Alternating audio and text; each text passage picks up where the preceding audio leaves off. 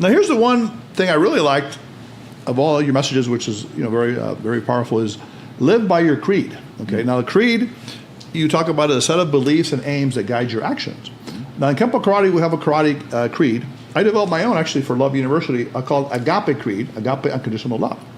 I come to you with only agape, empty hands. I have no weapons. But should I be forced to defend myself, my principles, or my honor, should it be a matter of life or death, right or wrong, here are my weapons, agape, unconditional love. Okay. Now your creed is, if I recall, is know who you are and never compromise your character and authenticity.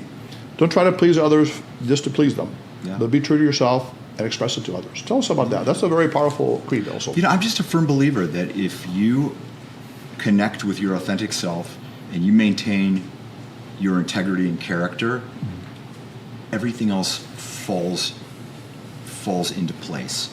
I think people make a big mistake not making a distinction between being nice and being kind. Nice is civility, and civility is important. Right. It allows us to interact with each other on a daily basis, and if you think of it like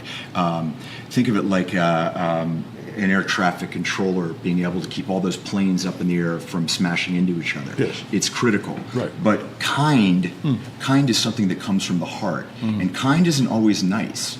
Sometimes nice and kind conflict, but I would rather be kind any day of the week than nice. When you can be both, that's wonderful. Right. I think with the kids, you're kind of kind but tough in the beginning, right? Yeah. Kind in the unconscious way to help them. Yeah. But you got to put in discipline and, understand the rest of the tournament, right? It's kind of like if you have a kid and your kid is at a party and you think they might be doing drugs there, and you text them and say, come home, and you don't get an answer. And then you call them and you say, come home, and they say, I'll be home in 20 minutes. Right. And then you show up at the front door of the party and you say, let's go. And they give you some static, and then you grab them by the back of their neck in front of their friends and you walk them out of there. Right. That may not be nice, but it's pretty kind. In the positive long-term perspective. Yes, powerful. Now, the other thing is, I'm wondering, you got this creed. Was there a time in your life where you were either a people pleaser or inauthentic and something changed? Because you did tell me that you had a near-death experience at the beginning of Karate Kid 3, right? Before you started.